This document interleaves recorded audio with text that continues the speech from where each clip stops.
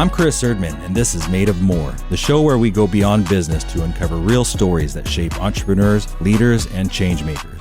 Every Wednesday at 8 a.m. on KKNW, we explore the pivotal moments, the adversity faced, the risks taken, and the resilience found along the way. This isn't just about what people have built, it's about who they've become. If you're ready for inspiration, practical insights, and stories that remind you that you too are made of more, you're in the right place. Welcome to the show Made of More. I'm your host, Chris Erdmann. Today I'm sitting with a good friend of mine, Chris Wolf, an entrepreneur in the greater Seattle area.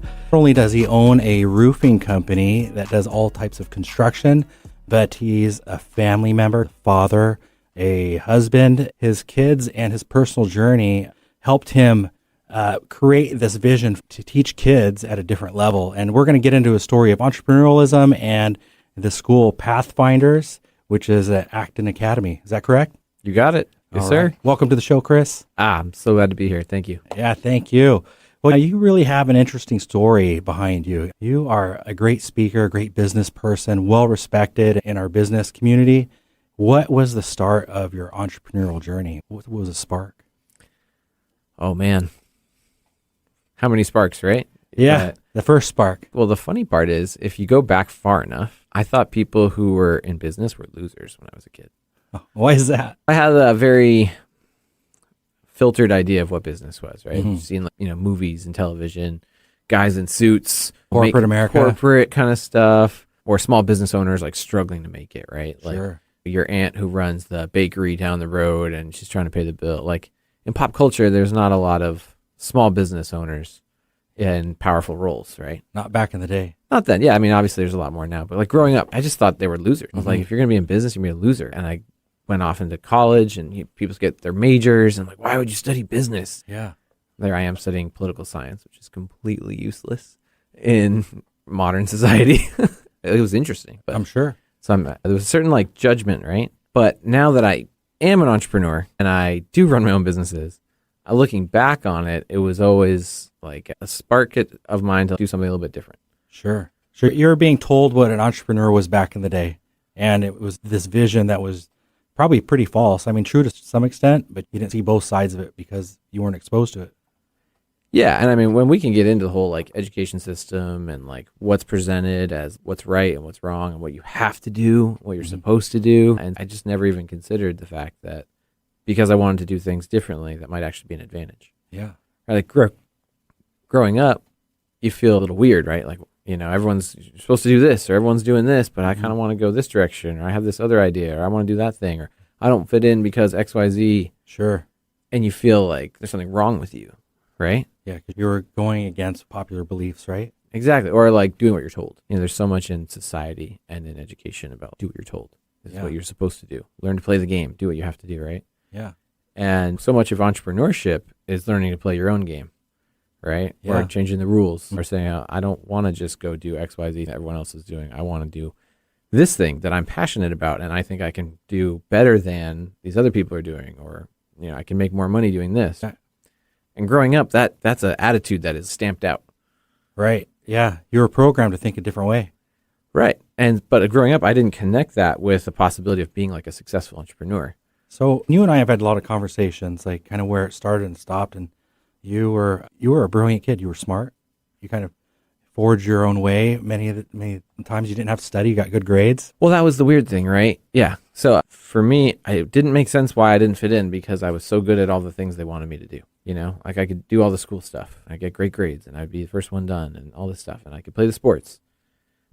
And so in some ways you would think I was like the perfect child, following the path, go to school, go to college, get a job, get married, buy a house. Yeah, because you're always succeeding every day in school. But at some point it really started to feel really hollow for me. And I'm like, why am I doing this? And I started to question. And when you start to question the system, then they really don't like you. How old were you when you started feeling that hollow feeling? I could tell you, I can't tell you the thoughts, but I can tell you the mark that I delineate in my mind was 7th grade. Okay. 7th grade was the last time I got straight A's, Sure. because 7th grade was the last time I cared enough to get straight A's. All right. And then from 8th grade onward, I started questioning more and more, like, why am I doing this? Why do I have to do this? What is this? Is this worth my time? You didn't see the value at the end. And when a child starts doing that, most adults, their reaction is, you're being disobedient, you're being rebellious, sit down, shut up, do what you're supposed to do. Sure. Cut that out. Yeah. So what happened next? Well, so then I'm in the midst of all this turmoil, right? And then my mom had this crazy idea to move from Boston to Olympia, Washington. Okay. What a drastic move. Right. Like, even if everything had been hunky-dory, that would have been really drastic for me. I love Boston, by the way. It's a great spot. Yeah. You know, now that I've lived here long enough, I don't think I could go back. But I still root for my sports teams. Sure. Tom Brady, greatest of all time. There Thank you very go. much. I won't hold it against you. Oh, yeah, here in Seattle, we got the Seahawks. Yeah, yeah. So you made it from Boston to Olympia. Well, I was forced to. I was between sophomore and junior year of high school. And I was already dealing with all these crazy, complex, struggling emotions, you know, with school and everything and this and that. And then we moved across country. Totally removed all my social support, all my friends. Culture shock. Culture shock, and then some, the whole thing. Didn't handle it very well. Then my behavior just like took a nosedive. You know, I'm 16, I'm petulant, I think I know everything, I'm mad, right? I think I know better than everybody. Of course you do, you're 16. Right. Yeah. And, yeah, I'm all mad about being moved and this and that. So my behavior gets so bad that my parents finally like, what do you want? Do you want to just like drop out of school? And I was like, yeah, I do. Was that a rhetorical question or? I think, yeah, my mom was like at the end of her rope, like, and she said it like maybe offhand, but I seized on it. I was like, oh, that's an option? Yeah. Get me out of here. I'm so mad. So then my whole big plan was to drop out of high school. Did all the GED tests in one day, aced them all. And then I was going to work full time until I was 18. Then I moved back to Massachusetts. And then I applied to college and I got into college and I went to college with the rest of my high school graduating class. Okay. So I'm like, okay, it was a little deviation from the path.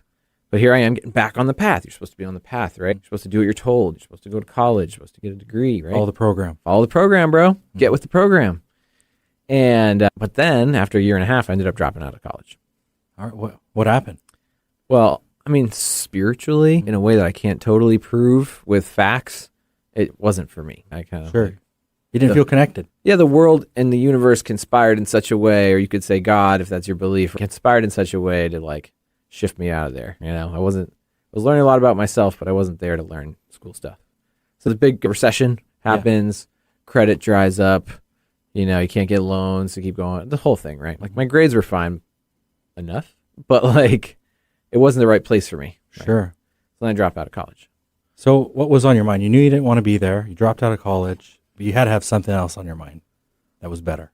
Well, I didn't. That's the problem. I just knew that what I was doing wasn't working. Okay. Because I was scoring outrageously on all these tests and I could do all the work, but like the path wasn't working for me.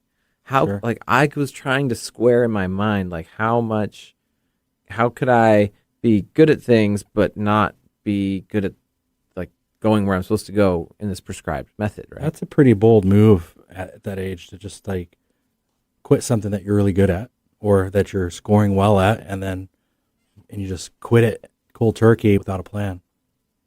Yeah, I mean, it sounds more badass probably in retrospect. Yeah.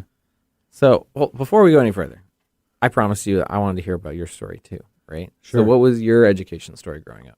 Oh, my education story. I just went to school just like anybody else going through public school. I never felt like I totally fit in, but there's been a few classes looking back that I had a really great experience. I felt disconnected. You know, I didn't see the point many of the years, but there's a fourth grade teacher, Mr. Sondell. Like he just totally turned my school experience around where he just started making things fun. And he kind of set some guidelines of what his expectations were for the class. And meaning he set up these math problems, math sheets, auctions opportunities where you could earn this Monopoly fake money and you could earn it and spend it every month because he'd put an auction together. And I went from underperforming to going to a level doing 10th and 11th grade math all in my fourth grade year. And that's at that point, I realized like something's been going on that's really wrong with the school system and that hopefully I would get an experience like this again. And it wasn't till maybe the 7th and 8th grade till I ran into another teacher. His name was Mr. Pugh. And he wasn't as funny, but he was pretty cool. And he did make school fun again and really listened to his students and try to work with them and inspire them in the way that the kids were. That was my experience. And I started excelling again, even again in the 7th and 8th grade. I found that to be a pretty amazing experience. But What was it like in between that, though? Oh, it was kind of like you were part of this program where they weren't really listening to you, and you were just supposed to do as you're told, supposed to sit at this desk and just do this work, and you're not sure why you're doing it. Right. So like every now and then you get lucky with an amazing teacher, but most of the time you're like, why? And I guess my gift and my curse was that I couldn't just grin and bear it, you know? Like, I think there's something to be said for people who say, hey, you know what? It sucked, and I don't know why we had to do it, but I kept my head down and I grinded and I got my high school diploma. Yeah. And there's power in that, you know? Like, sometimes that's life, right? Yeah. And sometimes people say, well, that's the value of going to high school is that you learn how to, you know, work. You learn what life is like. You have to do stuff you don't like to do. But, like, how much more amazing and powerful and helpful would it be if all your school was like those years where you were inspired and you were performing above your level and you wanted to be there? Or I feel like where a teacher's able to connect to the gifts that you may already have, they can find certain strengths inside of you. That sounds like a little bit about what you were looking for. Yeah, I mean, I can say that in retrospect, right? And in the moment when you're on this like journey and times are dark, you know, you just feel like a failure. You feel like things are cloudy. You don't know where to go. You don't know what the next move is. Almost like a little bit of disbelief of like, how did I end up here? You know, like I was growing up, I was young and smart and precocious, and I was on the path and I was going to go to a good school and all this stuff. And then I dropped out of high school and it was like, oh no, you know, bro, like other people's parents are all worried about me and stuff. Yeah. And then like it's like a roller coaster. Oh, no, I'm back on the path. I'm going to college. Oh, I'm off the path again. It's a little bit of a roller coaster for your loved ones to be a part of this. Yeah, I mean, now that I'm a parent, like, oh, my poor parents. Yeah, I can imagine. You know, my parents were on a pretty good roller coaster too. Like I took a deviation from the route. I had a kid at 16 with my girlfriend. It was a bit of a roller coaster. Luckily, the parents all came together and helped us make sure that we did get through school. But I ended up leaving the high school a little bit early and taking college classes instead. And that helped me get through it a little faster and get out of the normal system, which I don't think it was much more enjoyable going that route, but it was a little better. Yeah, so it's really interesting. You went to Running Start? Is that what you're talking about? Yeah, it was a program basically like Running Start. So when I moved here, I went between sophomore and junior year, which is usually when you like register for Running Start, right? We just moved here, and in Massachusetts, they didn't have anything like Running Start.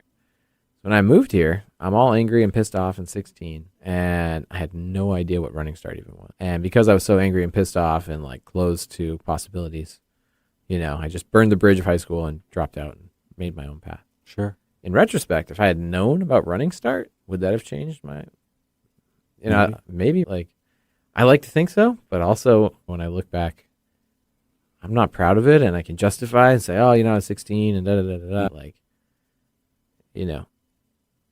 Or maybe I was working on like some like subconscious impulse that my anger could access that my peaceful mind couldn't. But that anger like clouded my judgment in some ways. Sure.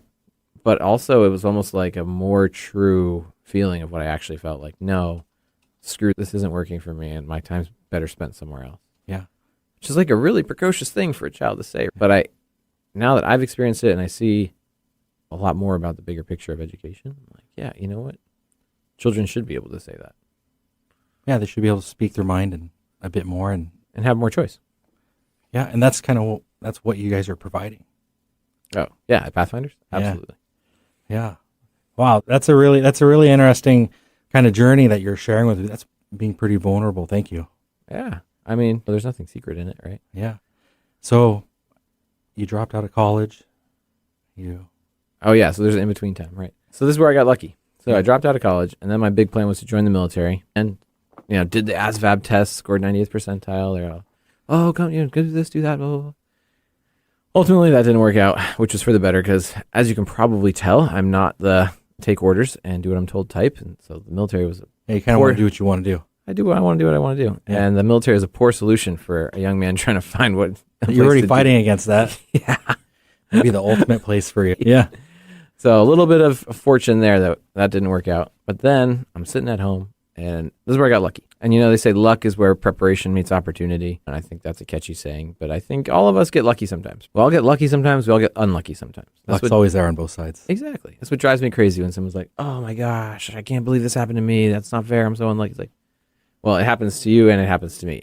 Like good luck and bad luck. So I had one of my good luck moments. Yeah. My good luck moment, I found this student painting company. I was 20 years old. Sure. No idea what I was doing with my life. Needed a job. And I saw, hiring college kids to be painters, just, house painters. But you were out of college when you decided to do this. Yeah, I was already out of college. But I was college age. It was summertime. Yeah. So you go into the college for this college program. Well, and I think part of me at that time, too, also was like, man, I do have to go finish my college degree. Okay. At that time, I was probably torn still. It was really fresh. Now I can say with hindsight, I'm really glad I didn't. But at the time, like right after I left college. But then I found this company, and it turns out they're like the original student painting company. Okay. And what they do is they teach young people how to be entrepreneurs. And so I got into their program, and then they recruited me the following season to run my own franchise with them. And that was my my foothold into entrepreneurship and into construction, where I was actually able to find a system that works for me. Right. Student painters. I've had a few friends participate in student painters, and a couple of them did really well and said the same thing as you. It was like it made them realize what they're capable of doing in business. Yes, exactly. And for me, it was extra special because I felt like this big failure. But instead, I found this environment where I was given responsibility and influence over my destiny and tools and set free to go do it, and I excelled. You found a program that finally worked for you. Yes. All right. Well, we're going to stop with that because we're going to take a break here. You're listening to the show Made of More. I'm your host, Chris Erdmann, interviewing Chris Wolf with Pathfinders Acton Academy, and you're here on 1150 AM KKNW.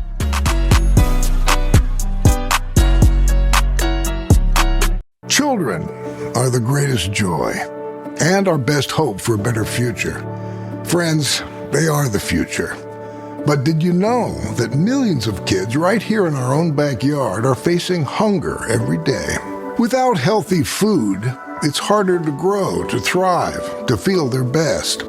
The impact when children don't have enough to eat is tremendous because when you're hungry and your basic needs aren't being met, you cannot learn. Every child deserves to be fed. This is a problem we know how to solve. Food is not just food. It's energy, health, confidence, hope, and even love. Yes, love.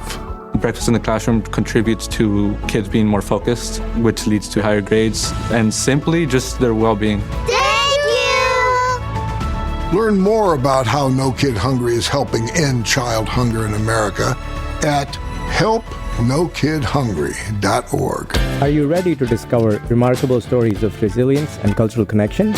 This is Diaspora, a show sharing the journeys of first-generation immigrants from the Indian subcontinent now building their lives in North America.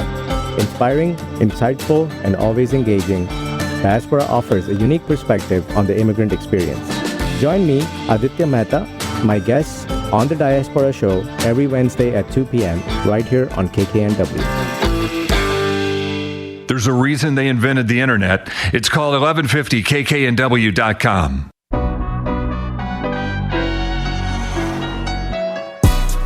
Welcome back to the show Made of More. I'm your host, Chris Erdmann, and I'm sitting here with Chris Wolf with Pathfinders Acton Academy and a few various other businesses that he's a part of. But we were just speaking about your painting business. What was the name of the actual business? It's College Pro Painters. College Pro Painters.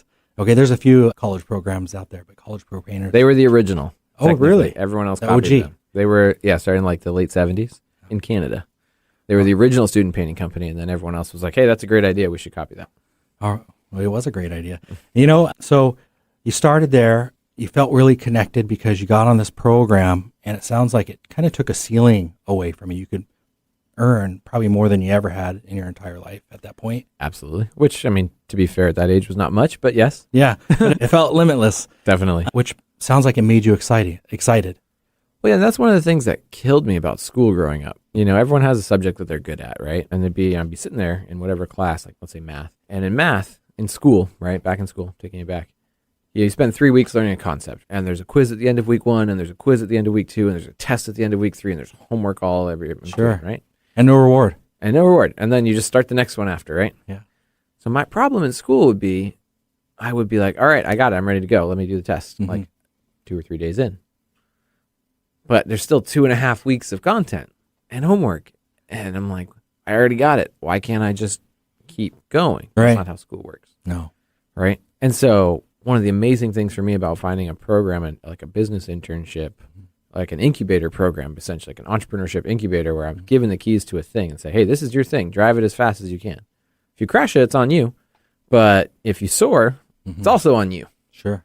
And so when I was finally put in an environment where I had more influence over the outcome, Yeah. it was so refreshing. So I wanted to work so hard Yeah. because I was like, I can see the results of what I'm doing. Because when I go do extra lead generation, then I get more appointments, and I do more appointments, and I book more jobs, I make more money. Yeah. Because I put in more work. I saw it. It was clear. And that was very motivating for me. It sounds like I could relate to that too, you know. Well, it sounds like you had it in 4th grade. I had it in 4th grade, and I had it again when I got into real estate, and small tastes of it in between. But I think real estate was my first time. I was like, wow, there is actually zero ceiling over my head. It's all up to me. How did that feel? It felt amazing. Like I was just like anything was possible, and it just gave me so much energy. And so for me, it was such a 180 because I wasn't coming from neutral to anything's possible. I was coming from, I'm a huge screw up and my life is ruined and I don't know what I'm going to do. Right. From that depth, 180 up to, oh, wow, anything's possible. I have the tools. You know, if I'm willing to learn and make mistakes, I can do this. And so those formative years at College Pro Painters taught me a lot about business and a lot about being an adult and a lot about what hard work actually gets you and what a willingness to be humble and to fail actually gets you, right? And how to actually deal with people. Did you find that you actually liked people more during that time? Yeah, I mean, eventually. Yeah. I got some feedback early on from one of my first coaches there. It was like, they're college kids, right? So they have to have mentors. And it's a good thing. Even with the mentors, things go off the rails sometimes. Oh, yeah. And I thought I was this great leader, and I'm barking at all my guys on the job site. You know, he'd come to watch me, and I'm telling these guys, and he pulls me aside, and he goes, you know, you're kind of an a-hole. I'm like, what? And he's like, yeah, you're not being a good leader. You're just an a-hole. Wow. And I'm, you know. Burst your bubble there. A little bit. So in terms of leadership, I actually had a lot more to learn. But in terms of like, yeah, dealing with people, the sales, you know, connecting with people, what they need. The genius of like a program like that is the skills you learn to run a small student painting company, exact same sales and people skills that you would need to run pretty much any company. Sure. I can see that. And so, like, what did you do when you got out of college? You know, I got into metal fabricating. Then after that, I became a project manager for doing estimating, coordinating, and managing large structural steel jobs. Nice. And I found that during that time that I could make a company a lot of money, and without very much incentive, actually. You know, there was a ceiling. Like it didn't matter how much money I brought in to the company, I didn't make much more. They were only going to give you so much. Yeah. Even if you did something that made the company $10 million more in revenue. Yeah. In fact, if you made them too much money, they might question you. Why did we make so much money? Which is insane. But yes, I totally know what you mean. So that kind of, when I started getting questioned, why are we making more money? And the simple answer was like, you know, we won the bid, but there was 3 or 4 other bids against us. So we were not the highest bidder, but we got it. And we were definitely not the lowest bidder. Well, somewhere along the way, you're like, why am I making all this money for other people? So somewhere along the way, I was just like, wow, after a few of those moments where they're just questioning you, whether you did really good or you could have done a little bit better, for me, it got draining. And I just had to look at myself in the mirror and ask myself if I was willing to take another risk. And the answer was, yeah, I'm going to take another risk. I gave my 2 weeks resignation and finally listened to a good buddy of mine, Josh. He's like, Chris, I think you'd be really good at real estate. Went and got my real estate license. And next thing I knew, I was just selling real estate. But in between, I had a small construction company. Oh, you never told me that. Yeah, small construction company. And I was doing a lot of concrete work, mostly. And I was prospecting the general contractors, the contractors, the concrete truck drivers. And next thing I know, I'm just like started work, finding properties and selling the homes of these general contractors. It's the same skills. Same skills. Yeah. That ability to grind, that ability to identify what you need to do and then make a plan to do it. And that's communicate. Transferable. And communicate, right? Yeah. Just let people know that they can believe in you and that they have people understand that you can get the job done and do one job, do it well, and then you'll get another one. Yes, exactly. Mm-hmm. And so I had a lot of early success in that College Pro Painters program. Yeah. I went to corporate even. I was coaching other college-age kids. And then I went back to running my own franchise. I made an absolute killing. And then at some point, right, it's kind of a gut check moment of like, well, you can't run a student painting company forever. You know, I got married, started having kids. I don't know. Can you not run a student painting company forever? It felt a little limiting. Yeah. You were ready for something else. I was ready for the next thing. And so, but I knew I didn't want to work for other people still because, you know, I really hate being subject to other people's crummy decision making. Sure. And I really I told I have to do something. Or like you said, questioned. Hey, I'm trying to do things to make the company money. Why are you holding me back or questioning me? Yeah. Why are you trying to stop me from doing this? You know, maybe it's a little different than what you did before, but why can't we do something different and make more money for the company? Yeah. You want to do things, you were kind of tired of that. You want to do things your own way. Yeah. And I'd had enough experience over the years of like regular jobs around my business stuff and before and after. And so I was like, I knew I wanted to keep running my own business.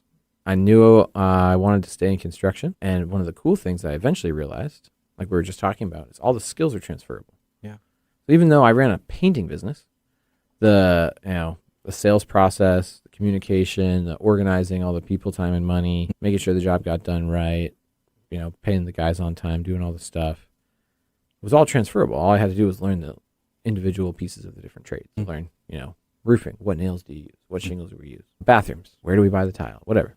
Those little technical details. Sure. But the big picture stuff was all the same. So then, luckily, construction business has been going for a while. It's doing really great. Yeah. I heard you've had a record year this year. Yeah. In fact, we actually hit our sales goal already for 2025. That's awesome. Yeah. Still got to produce all the work, right? Sure. But yeah, it's a good sign. Good for you. Yeah. Love it. And I love construction. And I love running my own business. And you get to a certain point when I feel like when you're really killing it, you've got family going the way you want, and you live in the house you want to live in, and your career is going the way you want, and you're making money, and you have plenty of time for free time and all this stuff. At some point, there's that question of like, what's more? What else is there? Have you ever had that? Oh yeah, a few times every year. You know, a few times in my life for sure. Like it was that time when I decided to quit that, which was a really great job as a project manager. I was getting paid pretty good, solid, great benefits, and I was like, there's something more out there. And then it's happened again. You know, I was a top salesman for years, and then I was like, there's got to be something else. So I switched over from sales to owning brokerages. And then after I was owning the brokerages, I've sold a couple, merged one into another company. And I was like, you know, another time came and I was like, I don't want to manage people. I want to go back to sales again. And so That's fair. Yeah. I can understand that impulse. Yeah. Well, and eventually you were like, I'm going to start a podcast. Eventually, yeah. Another time. You know, my commercial real estate's going great. Everyone knows me as the guy. I'm getting all this work. And you're like, I'm going to start a podcast. What else is there? Yeah. And, you know, starting a podcast, it's to help myself grow as a public speaker, to connect more with people, and then also get people's stories out there. It's a give back. To me, it's a bit of a give back piece and letting people talk about themselves, and hopefully listeners are able to connect with them. I love that. So my give back was heavily influenced by this whole education journey I've had. Yeah. Right? So I tell my wife, I'm going to go back a little bit. Somewhere along the way, got married to this incredible woman, super sharp, super smart. You have a good looking family. Yeah. Great kids. You and your wife look great together. You guys have a nice picture on what Pathfinders, what is it? ActonPathfinders.org. ActonPathfinders.org. Yep. Okay. Yep. Yeah, look it up. Love it. Yeah. Thank you. She brings up the average. We can be honest. But I wasn't going to say that. But so I told her she had the exact opposite education experience for me, right? She had, you know, a mother who really pushed her. Hey, you know, you have to go to school. You have to get your degree. She ended up getting 2 degrees. She was the first one in her family to go to college and get a degree. She got 2. She played the game. She did everything she was supposed to do. But she still got to that same point of like, this didn't help me. This didn't prepare me. I don't know what I'm doing. Why did I just do all that? Sure. And now I have all the student debt. And so when we got married, we were like, hey, we're not going to do that to our kids. And that's like a really easy thing to say before you have kids. Really easy, right? You could have these dreams, but in reality. Well, yeah, I mean, there's nothing to hold you to that yet. It's so in the future. You're like, yeah, you know, later, eventually. So then we get married, and then some time passes, and then we start having the kids, and then there's little babies. It still doesn't matter yet. Then they start to get older, and it's like, oh, like we got to do a thing. Yeah. We got to do something. They need to get educated. They have to get educated somehow. You know, I'm not just going to like leave them in front of YouTube for 18 years and hope it works out. Like, got to do something. And did you guys start off with homeschool at all, or? Well, so we looked at all the options, right? Mm-hmm. We looked at homeschool.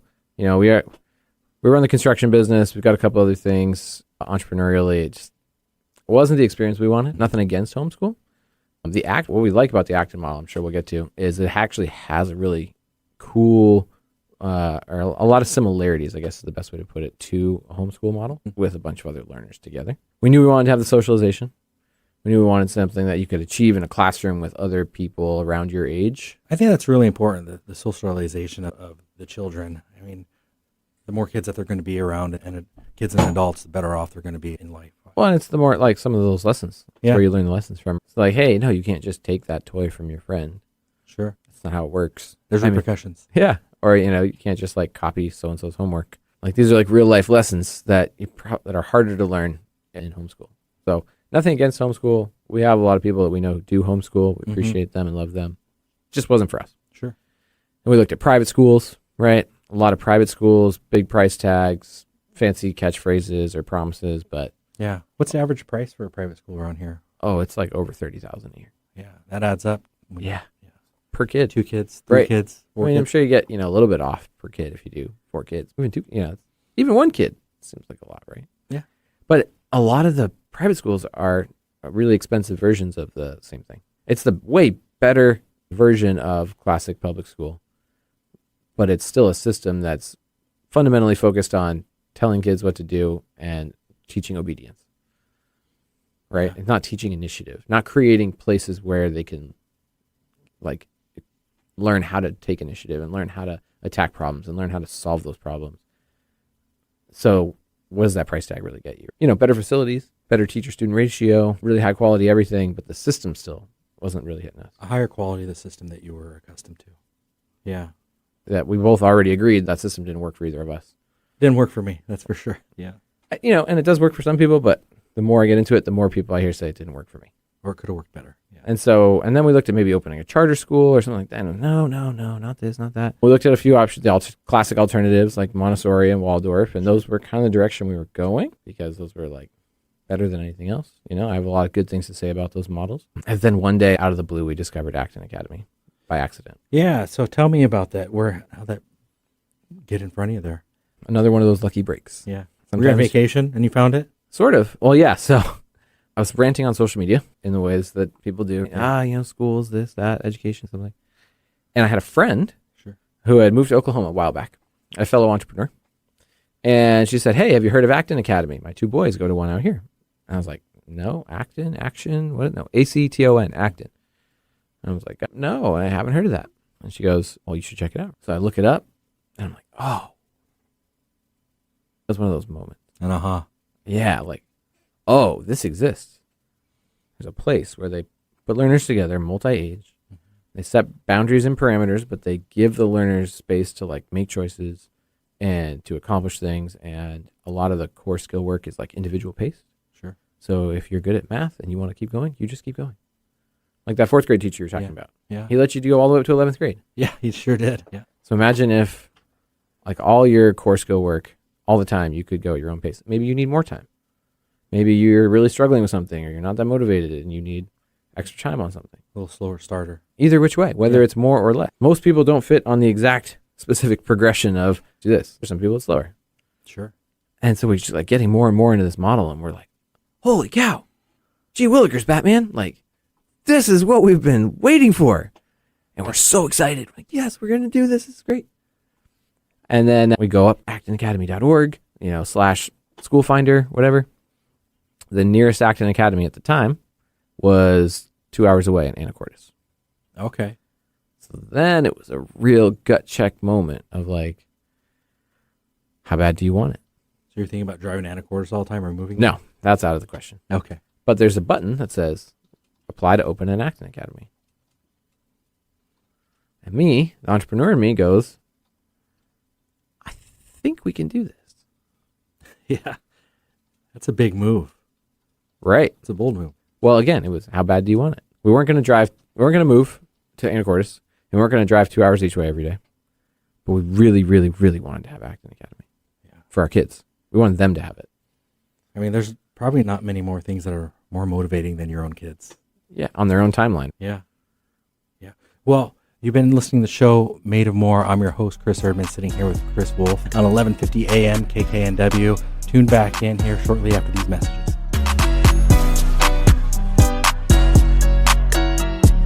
What I know about courage, I learned from my adoptive mom. She said sometimes you just gotta hold on and know we'll get through this. Mom, we are so high up. Hold my hand. No, you hold my hand. Here we go. Learn about adopting a teen from foster care. You can't imagine the reward. Visit adoptuskids.org to find out more.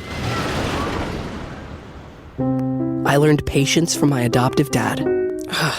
All he had to say was, "Hey, you got this. Just breathe." Hey, we're pretty good. yeah, Might have to start a band. I got it. Learn about adopting a teen from foster care. You can't imagine the reward. Visit adoptuskids.org to find out more. This message is brought to you by Adopt US Kids, the U.S. Department of Health and Human Services, and the Ad Council. Hello, I'm Chris Erdmann. Every Wednesday at 8 a.m. on KKNW, I sit down with inspiring entrepreneurs, creative minds, and game changers to uncover the real stories behind their business. On my show, Made of More, we explore the challenges that they've overcome, the breakthroughs that they've celebrated, and the mindset that drives them forward. If you're ready to unlock your full entrepreneurial potential, Made of More is the show for you, because here we know you are made of more. Every Wednesday at 8 a.m. on KKNW. Alternative Talk 1150. Online at 1150kknw.com.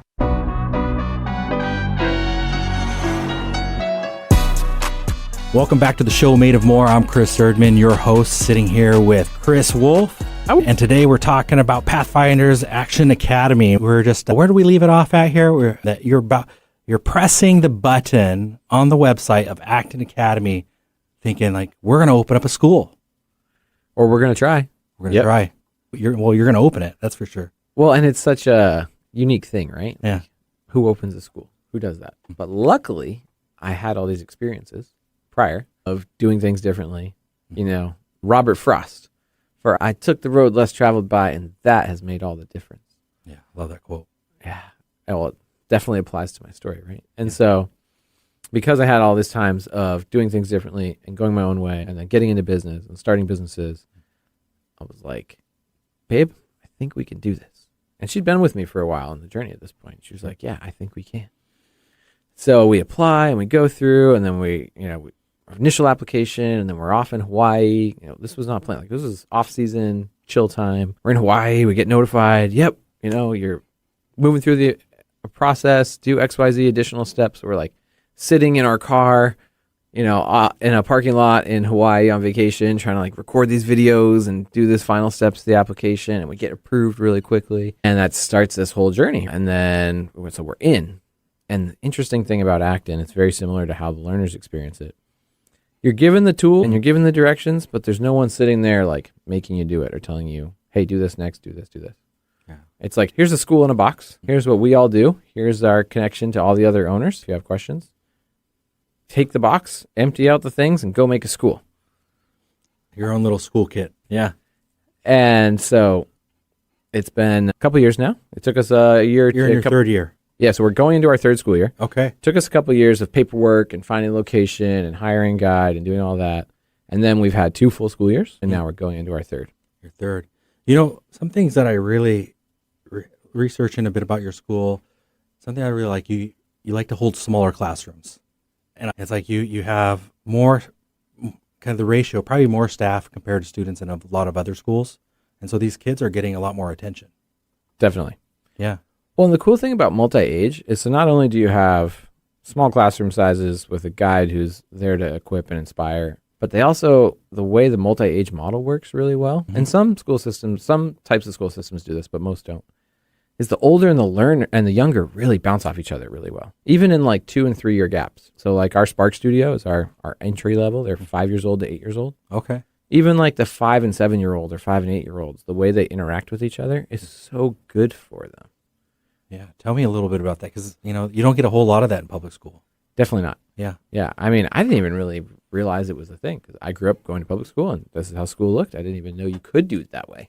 Yeah. But if you you're think in third grade, you're with the third graders. You're in fourth grade, you're with the fourth graders. And that's how it goes until recess or whatever. And if you see an older grade, you're kind of scared of them. Exactly. Yeah. Yeah. Like you wouldn't be asking them for help on your math homework. Yeah. Which right? seems kind of unhealthy as I'm talking about it. It's like a forced delineation that doesn't need to be, especially because within 2 and 3 and 4 year age periods, they're very similar, right? Like a 5-year-old and a 7-year-old got a lot of similarities still. Not every 5-year-old, not every 7-year-old, but on average. Sure. And so I got off topic. I'm sorry. Yeah. What I think, like being with having the integration of different ages just seems like it could be really healthy for later on in life. So these kids are not afraid to interact with different ranks. They're not, whether they're people are ranking different age, different, just those differences. It seems like the collaboration. It builds confidence for sure. Builds confidence. Like interpersonal confidence. On many different levels. It dials things in. And also it's easier, I think, to hear from your peers, Like what we notice watching the younger learners teaching each other to read, like the mistakes they make in front of each other and the feedback that they give to each other just lands a lot different than when it's an adult. It's more forgiving. Yeah. Do you see them laughing more? Is it more fun than? I don't know if it's more fun, but it's certainly more effective, which I guess makes it more fun, right? Yeah. They listen to each other better than they listen to other adults. Not that the adults don't do anything, right? Adults have an important role, but it's not just a small class size, as it's a small class size paired with a bunch of people who are working together on things and taking care of each other. And, even in a small classroom, you're going to have different learners with different strengths. Like regardless of the ages, right? If you have 6 or 8 or 10 learners in a room, some of them are going to be good at math or better at math, and some of them are going to be better at reading, and some of them are going to be better at, solving problems, right? And so it's not just the age, but it's also the skill levels that they work together. That's really interesting. Tell me a little bit about what does the classroom setting look like? So first off, no desks. No desks. No desks. We have tables that we can pull out for science projects, things like that. No desks. We gather every morning. Why no desks? There's got to be a reason. Yeah, well, the whole point is for you to be doing engaging work. Okay. And to have freedom to do it, during the correct periods. We have different periods of the day. We have core skills time, or we have, group project time. But within that, you have to have or you don't have to. But we believe that learners should be given the choice. Are you more comfortable on the chair? Are you more comfortable on the carpet over here? Where do you need to be in your zone? Which is how real life works. That's not how school works. That's true. In real life, my office at my house probably looks a lot different than yours.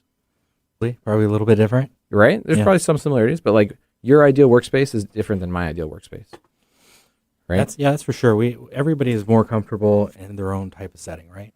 Absolutely. And so that's part of it. Like, why do we have to control them and say, hey, you have to sit at this desk? Because what's important is that they're doing good work that they're focused on. That's what's important. It doesn't matter if they're sitting on the floor, laying on their belly, with their feet kicking out, or if they're sitting at a table, or they're sitting in a chair, whatever it is. If they're focused and doing work that matters to them. You're giving them choice because they can be at something like a desk. It's going to be a table, or they have that freedom. Which is how real life works. We don't sit here and tell everybody, if you're working from home, your boss doesn't tell you, you have to sit here at this desk doing this at this time. Yeah, you might be at the coffee table. You might be at your desk. You might be on your couch, or the dinner table. So that's like a really, really, really microscopic example, but it gets, I think, a lot of the point across. Yeah. In fact, some people I do my calls on going on walks now. I'm not even in the office. Yeah. Exactly. So if you're working on a hard problem and you want to walk and talk to some other person and just walk around a little or walk to the other side of the room and stare out the window and talk to each other about this problem you're working on, that's normal. That's natural human behavior. And so the challenge that Acton really successfully meets is how do we create a centralized school space with a rigid enough structure that everybody can learn individually and get what they need? That's great. And that's what's cool about it. It's almost like an old school, one-room schoolhouse. Or like if you think like 10,000 years ago, we're in a village. We got 100 people in the village, and there's 17 kids, and they're whatever ages. And there's like 2 adults and a couple of the older kids that are assigned to watch the 17 kids. Yeah. And those kids are different ages, but they go through some things together and some things not, or some things more advanced, some things not. I could see like the students of Acton Academy, Pathfinders Acton Academy, are probably be better teammates because they're so used to working together and maneuvering in and out of these, sounds like little workstations sometimes, and to solo, to group, and teaching each other. It seems like you're grooming people to be even more effective. Well, yeah, I mean, Acton Academy creates a space where learners can learn how to learn and how to be. Yeah. Which is what we need to know. There was a time when memorizing information was really important. That time has passed. You have to know certain things, right? Yeah, well, I mean, all the education, or everything's out there. If you know how to research, you can find anything now. Exactly. There's some basic things, like you need to know northeast, south, and west. You need to know the continent. Like, we can argue about what the need to knows are. But at the end of the day, what children who are being prepared to be adults in the near and medium future need is these soft skills to flourish in that world, whatever it looks like, whether AI has taken over or it hasn't, or whether jobs have changed into some other category that we don't even know now because of AI or not, or climate change or whatever. Like, the economy and the way the world works, our children have all of the information of human history at their fingertips. You're right. You know, I'm curious, what kind of moments, looking back over the last 2-3 years, what are some big breakthrough moments where you've witnessed these kids doing something that you're like, wow, this is great. This is exactly what we signed up for? Well, watching 5-year-olds teach each other how to read with zero adult input was one of the big ones for me. That's wild. Like, one of them gets it, turns around, teaches the next one, and then those two go and teach the next two. I mean, it's just like wildfire. Like, the way that humans, like, seeing how much humans want to learn, because it's hardwired into us. That's how we survive. We watch around us. We have to learn how to live so that we can survive and go do things, right? And watching, like, the natural desire that humans have to learn and how it can spread when we let it spread versus try to control it has been like a huge moment for me. I mean, in terms of specific moments, I would say our children's business fair was really big. Yeah, tell me about that. You and I have talked a little bit offline, but let's tell them what the business fair is. You have another one coming up, don't you? We will this year, the school year, for sure. We're going to do at least one a year. But one of our session themes is entrepreneurship that we did. I think we'll probably do it again this year. And as part of the entrepreneurship session, each learner created a product and made a booth. And then we invited a bunch of learners around the community as well. And we ended up having 20 booths at this children's business fair in Sammamish, where all the learners actually created, procured, brought together, made products, whether it was delicious goods or something artistic. Someone did some 3D printing things, like all sorts of stuff that they actually sold for real money at this business fair. And all of them made excellent money. That's great. Like, the average profit was like $80 to $100 plus. That's phenomenal. It was insane. And we're talking like as young as 5, 6, 7-year-olds up to 11, 12. Well, that's got to be so inspiring to those young kids. And they probably don't even know what's happening. Well, it's just normal to them. Yeah. That's what's amazing to me about it is, for them, the ones who've been in the system already, they're just like, yeah, this is what education is. You know, I'm like, yes, please. This is what I want you to believe, that you're empowered, that you are believed in, that you're encouraged to be challenged, and it's okay to fail. You know? And it's okay to succeed. Yeah. And you can keep succeeding. And I wouldn't do it any other way. You know, some of the most influential entrepreneurs that I know these days have a similar story about their childhood where somebody taught them and invested in some time into them, show them how to run a small business. And I just got to say, it's going to be interesting hearing stories about these kids 10, 20 years down the road with you and like what some of these kids have done and become. Well, the cool thing is Acton Academy is already a proven system. Yeah. It's been around for almost 20 years. There's been a number of graduating classes. And these young adults that are graduating at 18 years old are getting into all their colleges that they want to get into. They're getting internships directly with huge companies. They're traveling the world. It's like almost like a different species when you compare to like the limp noodles, I call them, that are coming out of high school and college. And there's like, I don't know. Right? Like, these are young people who are driven and who have like clear focus on where they want to go and how they're going to get there. And they know that there's going to be bumps along the way, and they've experienced bumps, and they've overcome bumps, and they've accepted that, and they will be prepared to overcome future bumps so that they can hit those goals that they want to get to. Yeah, it sounds like these kids are being listened to a lot more in your program, and being listened to has a big difference with all of us, wouldn't you say? Yeah. I mean, I think one of the things I've learned, one of my aha moments, is that adults underestimate children. That's for sure. And it comes from a place of protection. We want to protect them. We want to make sure they're safe. We think they don't know any better. They can't handle XYZ yet. But actually, they usually can. Especially if you create an environment that's a safe place for them to learn it and experience it and fail with it, grow, and then be ready to move on. Yeah, thank you for sharing all that. What's the best place for everybody to look your business up?